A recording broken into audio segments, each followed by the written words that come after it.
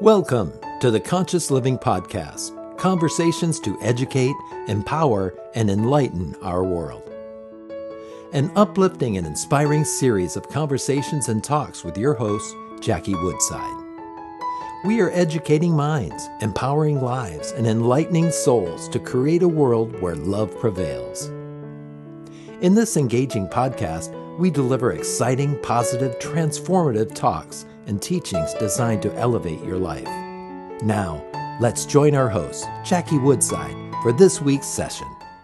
Hi, everybody. Jackie Woodside here for another episode of the Conscious Living Podcast. We are committed to educating, empowering, and enlightening our world. That is the purpose, the goal, the mission of the Conscious Living Podcast. And we bring you a series of interviews, dialogues, interesting conversations, as well as just an occasional talk just by me on this whole notion of what does it mean to live life consciously? That is a topic that it feels like we could discuss for the ages and maybe has been discussed for the ages. And this week, I'm so excited to dive in with a dear friend and colleague of mine who's really just a person who is leading this charge, leading this initiative, this commitment, this energy to be living a conscious life. Reverend Tony Cryer is a renowned minister in the Unity faith tradition and the Unity movement. He is the senior minister of Unity on Cape Cod. Unity, is that it? The name of your church, Unity of Cape Cod? Yes, it is. And so, Tony, thank you for being here with us. And I'll invite you to say a few more things about yourself to help our listeners get to know you a little bit more. Thank you, Jackie. I'm just thrilled to be with you today. And all I can say is I've been searching for a way to live consciously all my life. Since I was very young, I felt a very unique, and I don't know how unique it was, but to me, I felt a connection to all things, to everything in the natural world, to all people, to everything in the universe. And I knew that the lives that human beings were living were preventing them from being aware of that connection with everything. And I was probably 13 or 14 when I began experiencing that. Yeah. I tell people a lot that it took me 40 years to become a Unity minister.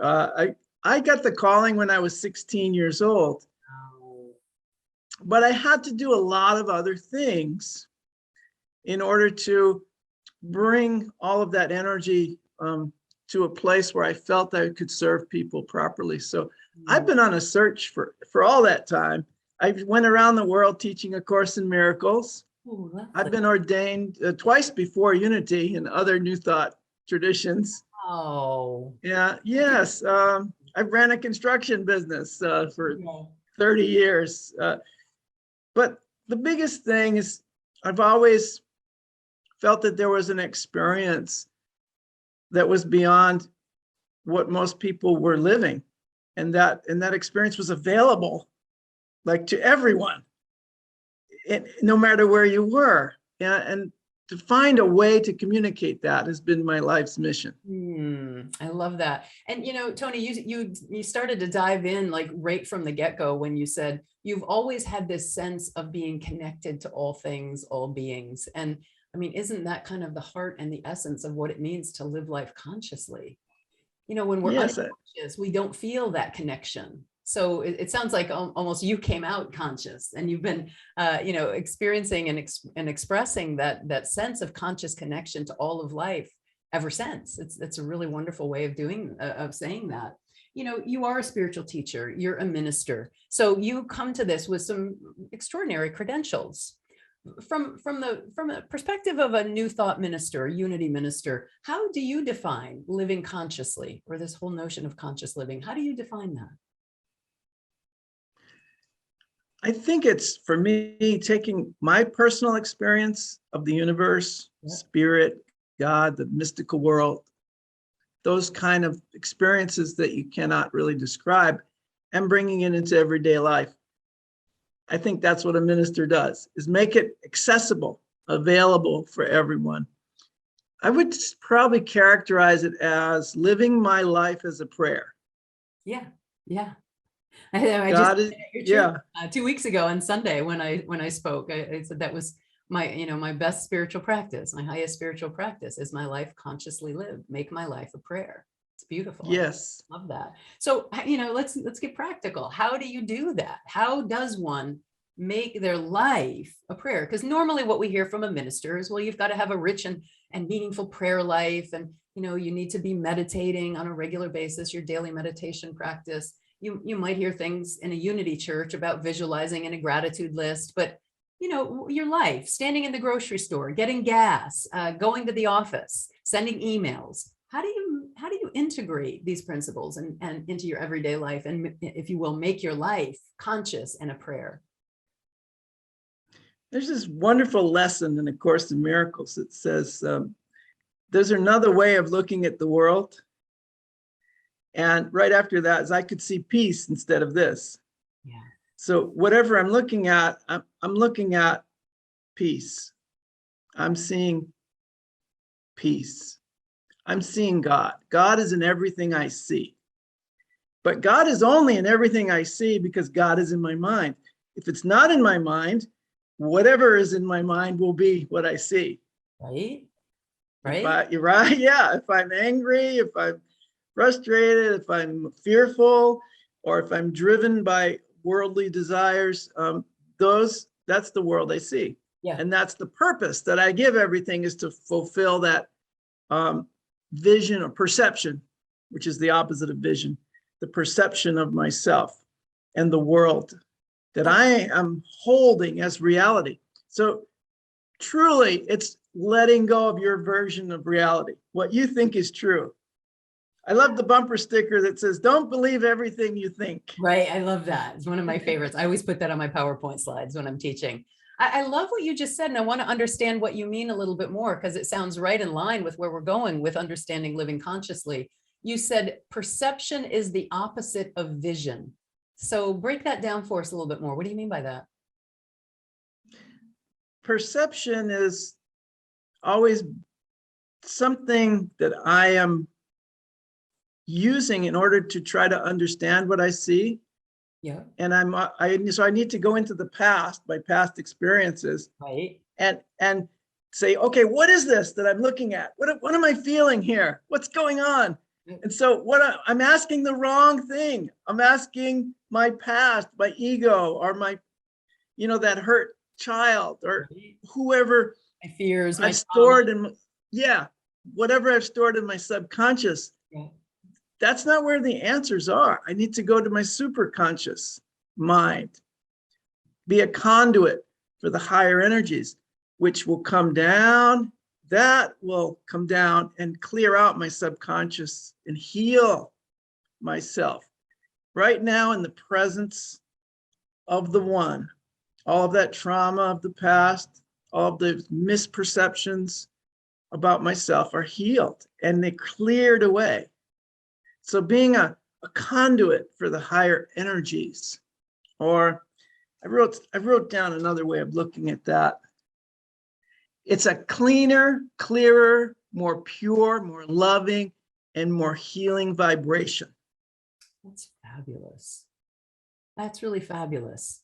So I love what you're saying, and I resonate very much so. But let's say we've got some listeners that are newer to this notion of conscious living. Some people say that these concepts are a little too out there. For the average person. You're talking about vibration and energy and bringing the energy down. And so how can you make it just a little bit more, again, tangible and practical? Let's say you're in the store, in the grocery store line. How does that, bringing the vibration note? I love what you said, noticing what you're seeing. And that noticing is where the conscious living begins. So if you're in the grocery store line, seeing frustration, seeing she's not doing it right, seeing that person has 15 things in the 7 things line, right? But just keep deepening it with me in real practical sense. In the grocery store line, at the office, somebody's ticking you off, not doing what you're asking them to do. Let's talk a little bit more about it, from a practical sense. Sure. Well, generally, we want to shut ourselves off from the people around us and what's going on around us, but unless they adhere to our version of what should be happening. Right, right. When they don't, then we Yeah. get upset, right? Life is good when people agree with me, and life is bad when I'm right. with other people's opinions. Yeah. Exactly. Including Exactly. marriages, by the way, including marriages. That's a whole nother topic. Right? One of the rules in our marriage is whoever feels the strongest about something wins. That's incredible. I have a rule that there are no rules, that my relationships work 100% of the time because that's what I'm committed to. Right. But it doesn't work any percent of the time if I need to be right. Exactly right. And the caveat of our rule is because we would rather see each other be happy than be right or get our way. So I'd rather be happy than for me to be right or get my way. So that's the rule, right? So whoever feels this wins, because I'd rather you be happy than I be right about something. I mean, just to give you a practical example, we were renovating our kitchen and my spouse wanted these at full extension pull-out drawers. So you didn't have to stick your hand down into the drawer by 3 or 4 inches to get whatever was in the drawer. You know the difference between full extension, it comes out all the way, versus non-full extension. You got to stick your hand down in there. And I was like, well, all right, it doesn't seem like a big deal to me. But then I found out the full extension drawers were like a full $3,500 more money for that 3 inches for you to stick your hand. I was like, are you kidding me? That's crazy. And it was just like non-negotiable. My spouse was absolutely, nope, we got to have, and I was like, okay, so we have full extension drawers. And I have to admit, I'm kind of happy with them. It's much, much easier. So that's just a concrete example. So let's just, for listeners who are newer to this, how do you make your life your living prayer? How do you from perception to vision? It's so good, Tony. Yeah, that's a great question. So good example. If you want your spouse to be happy, if you want the cashier in the supermarket to be happy, the person behind you and the person in front of you to be happy, you do everything possible first to get in touch with your own gratitude and happiness that your life is good. And then to share that with them. When I talk about energy or vibration, it's as simple as sharing your joy with someone, smiling, saying hi. They wear name tags for a reason. Yeah. Call them by their name when you talk to them. Address them like they're a person, not just a. If you're not going to do that, go to the automatic cash register and do it yourself. Right. Yeah, but exactly. If you're going to go through, I go through the checkout because I want to talk to that person. Right. And they have something very valuable to share with you. They have a unique expression of God that only they can bring to the world, just like you. And we all need that.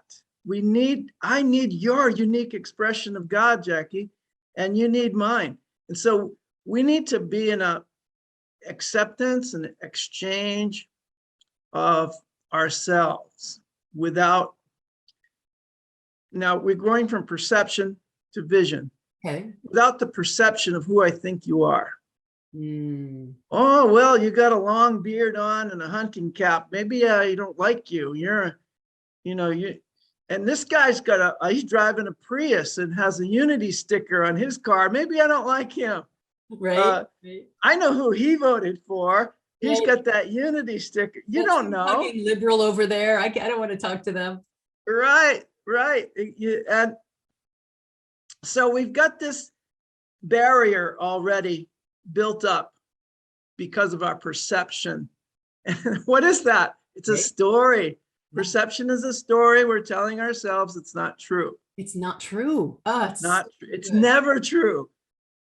But vision is a story we're telling ourselves that is true, that you're a holy child of God, that you have a unique expression of the divine to bring to this world. And I want that. I actually need that. That's how I get to know myself as divine, is seeing you divine. And it's very, very simple. What's simple about it? Help me out with that. Because I think a lot of people don't find it simple, Tony. So how is it, it's simple to you because you popped out kind of conscious. You popped out kind of awakened. You've been on the path for 40 years. But for somebody who's a year into this, 6 months into this, 2 years into this, what's simple about it? First of all, that everyone is just like you, exactly like you. Doesn't matter if I've been on this path 100 lifetimes, I still just have today in this moment Yeah. to decide that you are my sister and not my enemy. Yeah. Yeah. I have to make that decision. If I'm telling myself a story that somehow you're my enemy or somehow you're separate from me, then that's a decision I'm making in this moment. Now, yes, I know people who were on the spiritual path for 20, 30 years, and all of a sudden it seems like they stopped making the decision and they started telling themselves a different story. So now when I see them, all I hear about is their job or politics or what's wrong with the world. And, did you hear that they killed that ISIS guy? Or what does that have to do with you and me sitting here in this moment? Yeah. I'm looking for the light in you. It's almost like people don't know what to say to each other right here in this moment any longer. Exactly. You're afraid of judgment. Yeah, we're afraid of judgment. Is that what you said? Yes. Yeah. I was just teaching a class before we got on to do the podcast. And I was talking about just using your authentic voice, just speaking about your feelings, and just saying them authentically. And I had all kinds of pushback of people saying, yeah, but what if people use that against you? Yeah, but what if they use your feelings to hurt you? And I said, but where are you speaking from? When you're worried about somebody taking your feelings and using that against you or to hurt you, you're speaking from fear. What if you speak from love? Fear is always of the ego. And if you speak from love, you're not lived by the ego. You say, well, if they use that to hurt me, that's about them. It's not about me. That's their walk. Yeah, but it's still really hard. Well, okay. Nobody said the spiritual path was for the faint of heart, but it's the only choice if you're really committed to living a conscious life, is to move into that level of authenticity. I agree. I totally agree. I don't think it's easy. I said it was simple, but I didn't say it was easy. They're very simple principles, and they're not always easy to live by. And I think it's also a matter of, why am I doing it? Yeah. What's your commitment, right? Why are you doing this? What does it bring me? It brings me more peace than defending myself and walling myself off within my own separate story and keeping you out there. Yeah. It brings me more joy and happiness for sure. And fulfillment, fulfillment, success, prosperity, abundance, right? Adventure. So get it, Tony. Then I have to tell you, this is my frustration in life. This is my pain point, my challenge. You're so right. This level of just authentic, kind of spirit-based conscious living, rather than being run by the ego, is so much better. It's so much lighter. People are so much happier. Then why do people resist living this way? In fact, I want to go a little further with that. Why do people resist living this way? Awakening, shedding the ego, or at least not even shedding it, but diminishing how much they're lived by the ego. And I just want to expand this notion, because we're living in some very extraordinarily unique times, Tony. And a lot of people are worried and stressed. The political divide, the racial divide, the climate debacle, the pandemic, and there's so much going on, and things are changing so fast. Web3 and cryptocurrency and NFTs, and what's going to happen with the economy. It's like my head is just spinning, right? So then we have these beautiful principles that say, if you just live consciously rather than by the ego, you don't have to live in that fear. And a lot of people say, it's too late. There's too many people who have gone too far into the ego, into fear-based living. What do you say to them, the people who've kind of given up hope for humanity, that we can awaken? And then 2 questions. And why do people resist it so much? What are your thoughts on that?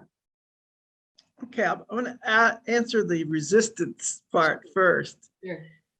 It's an addiction. So good. I love that. We are addicted to our conceptual mind, our thoughts. Or ego. Totally. Absolutely. I wrote an article on that, actually. Really? I did. It's called it was for the Goodman Project, called The One Addiction That You Didn't Know You Have.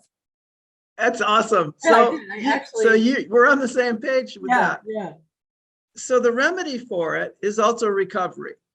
Right? The 12-step program is a spiritual recovery program. And that's how essentially every addict recovers from their addiction, is to recover their spirit, is to recover their awareness of who they are.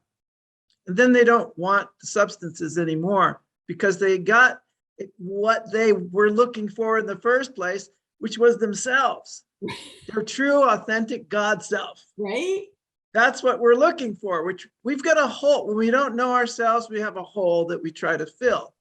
All those things you mentioned, every single one of them are just a outpicturing of trying to fulfill that desire for self. Mm-hmm. I mean, higher self, the desire to know thyself, the desire for God, for spirit.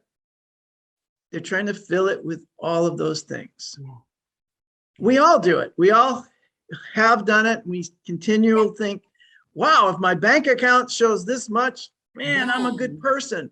Then I will feel this. Yeah. Yeah. And we put notches on our wall of all of our accomplishments in form. And still the hole is there. We run out to fill it with something else. Yeah. Yeah. It's amazing. So filling that hole spiritually, spiritual recovery, or what you talked about, you called awakening, the transformation of the human mind. If we just start hanging around folks who have made a commitment to that transformation from, we call it separate self-identity. You were calling it the ego.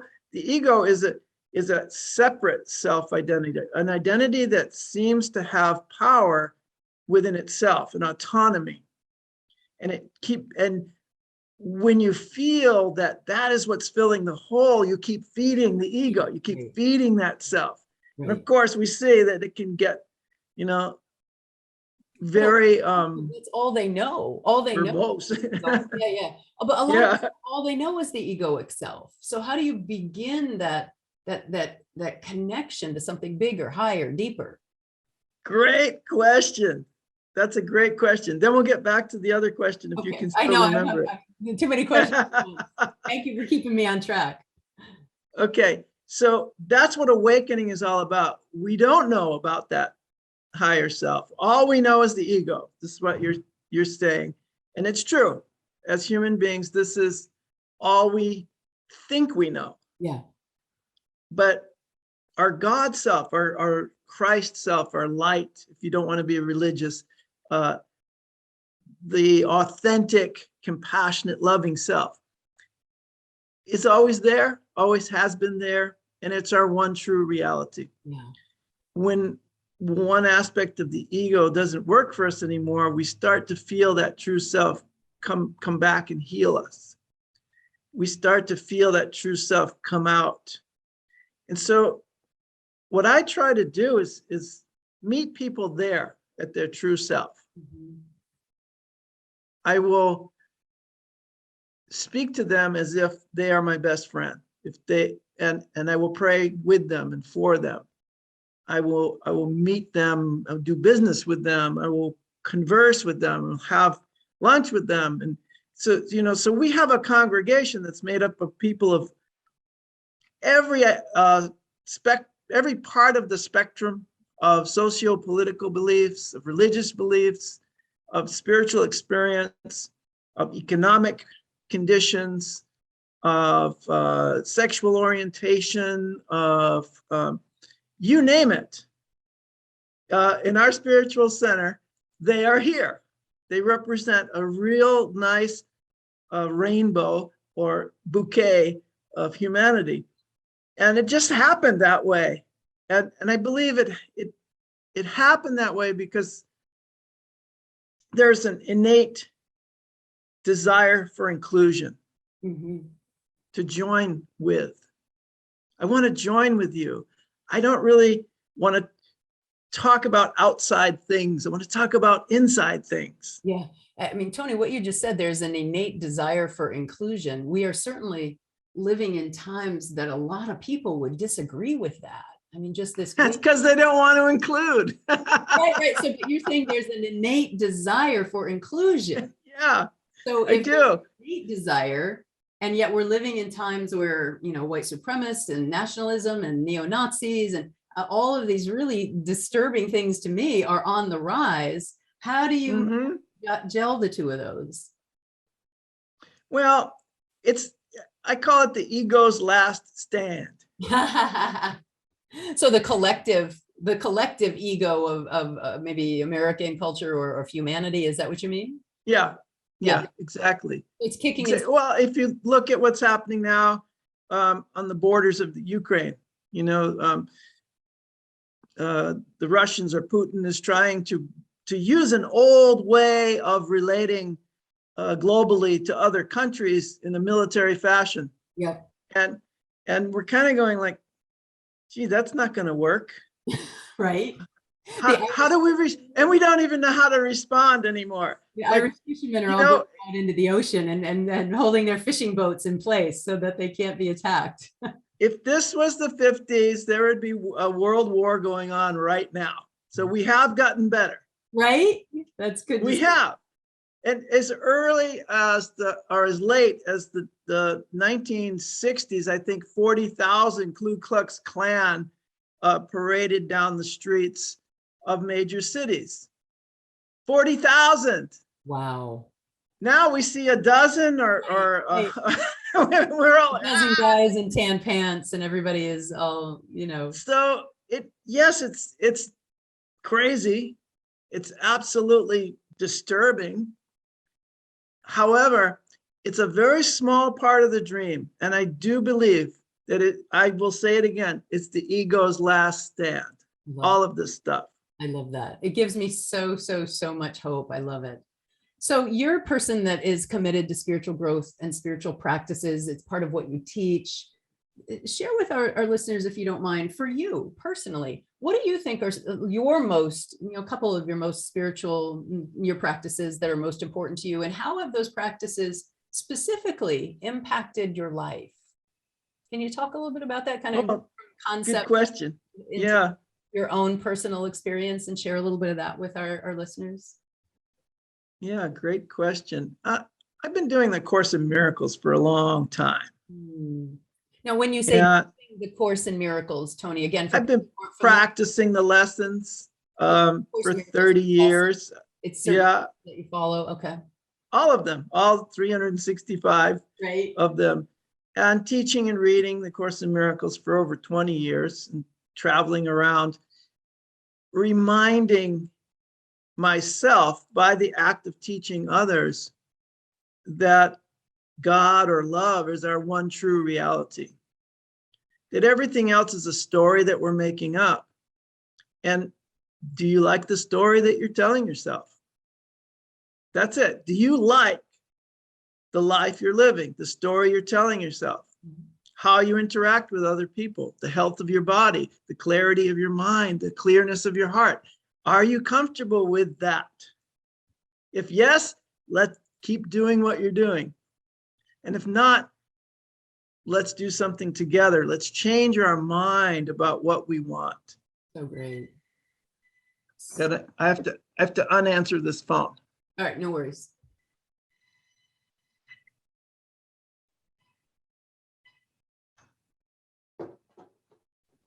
Sorry.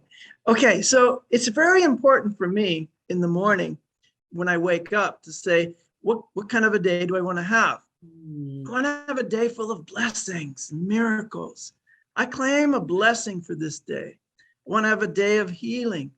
I want to have a day of peace and connection and joy and prosperity. I want the flow of the universe to continue because of this day. I want the goodness to continue to flow into my life and through me because I bring immense value to the world. So I've been doing a lot of I am affirmations Okay. and follow that with statements of truth, statements that make me feel good. And can you It's share really so I simple. am affirmations with us? Well, I bring immense value to the world. Okay. I am a perfect, whole, and complete child of God. Wonderful. And the course has a wonderful one. After lesson 350, there's something that says, who am I? I am God's child, complete and healed and whole, shining in the reflection of eternal love. In me is this love perfected. In me is all of heaven. I'm paraphrasing because I'm taking out all the he parts. I like to take out